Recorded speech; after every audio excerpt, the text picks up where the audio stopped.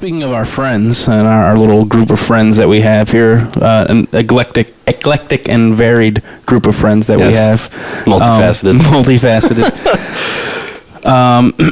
It's a little Facebook thing that happened. Yeah, and I should alert everyone. You see, Facebook, I hate Facebook, so I use it cynically, and I have contempt for both Facebook and its founder and all those involved with it.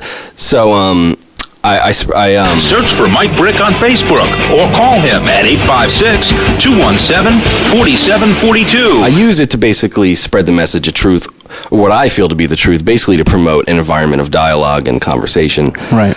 And to call out bullshit that you see or read, I guess, on the website. If there are charlatans or jokers or ass clowns on there that may post things that they heard from the mainstream media that they immediately regurgitate onto the Facebook. Yeah, and especially, they even, mainstream media being what it is, they'll only regurgitate what they already believe from the mainstream media. Right. Like, because, mainstream media has reported the contrary to this. Right. But he would never... It's the prevailing clamor within the mainstream media. Exactly. And in Savage Rock School's Right Now recording studios, you can lay down up to 16 great tracks in full 24-bit resolution. The rates are low, the quality is high. Engineer and instructor Mike Britt will create a sound that's just right for you. Thanks to over 10 years of professional experience and a fabulous collection of state-of-the-art microphones and audio production equipment. Right Now Recording's flexible methods and philosophies can shape your sound just the way you want. Learn music and make music at Savage Rock School, located at 7 South Blackmoor's Pike at the intersection of Route 168 and Church Street in Blackwood, New Jersey. Search for Mike Brick on Facebook or call him at 856-217-4742. That's 856-217-4742.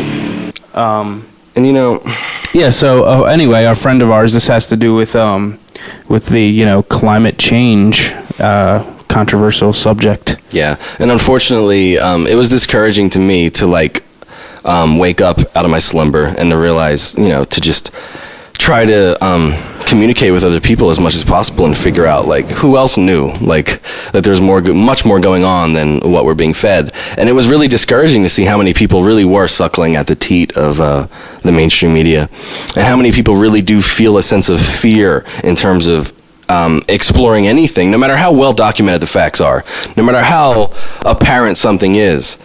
They simply are afraid to touch it if it's not chewed up first by Rachel Maddow and then spit back into their mouth. And that's just something that I find so repugnant. And so I think you just coined baby bird news. Baby bird news, that's what it's all about. You got to chew it up and spit it into the baby bird's mouth. Regurgitate it. Yeah. But, yeah. But and we don't want to name names because we're too classy for that sort of thing. But we have a lot of friends, and it's discouraging to see what zombies they are and to what level they simply don't formulate their own opinions. And basically, so I attacked someone. Or even, it's not, besides the forming their own opinion things, it's also a big thing of okay, you and I, we, at one point, 10 years ago, 15 years ago, my whole life, I have thought certain things about things, and then when other evidence was presented to me that was the truth, I changed my opinion because of how I believe. Whereas, an example is we're kind of in the process of that when it comes to WikiLeaks, who until last week I had no reason to ever suspect was part of an intelligence operation, but now people have really shed some light on that. So that's the whole point. When evidence is presented, you must reformulate your opinions. Exactly. And if you don't, you're simply not. And again, that's not to say that you should just go with whatever, instantly change your opinion all the time. You can stand by, things that you believe in, obviously, but in the face of overwhelming contradictory information, i.e. climate change. But these people are never in the face of that evidence because they childishly refuse to even acknowledge it. That's true. It's really, and that's really the heart of what we're trying to bring up here. You talk to people and you try to debate with them and get points across. It is, in my experience, and feel free to, once we post this up, leave comments But my opinion is that it's almost impossible to engage in debate with a good portion of these people. Like, and there are people there's a big difference, and I've heard other people say this, between willful ignorance and just ignorance. Right. I was very ignorant in 2007. I was not ever willfully ignorant. And those are two different things, and that's really something people need to own up to. That is a interesting,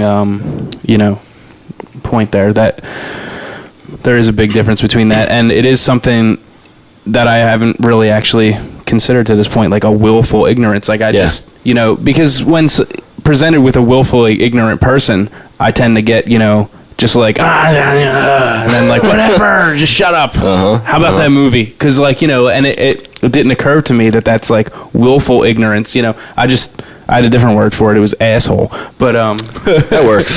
It gets the point across. Yeah. But yeah, so our friend. Yeah. Our buddy. He posted, how should we phrase it? I mean, it's just I'm a trying to friendly find little intercourse between someone who does drink the global warming Kool-Aid and someone who doesn't, namely hardcore. Me. Which is funny because this person is extremely, and not that to say that we are, whatever.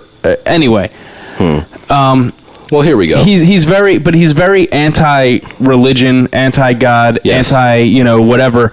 As many on the left are. Right. Yeah. But his religion is the left. Well, not just the left, but more specifically, this climate change religion that he's a part of. Like that is his religion. Like sure it is. It's and that's why like you talk to any religious fundamentalist and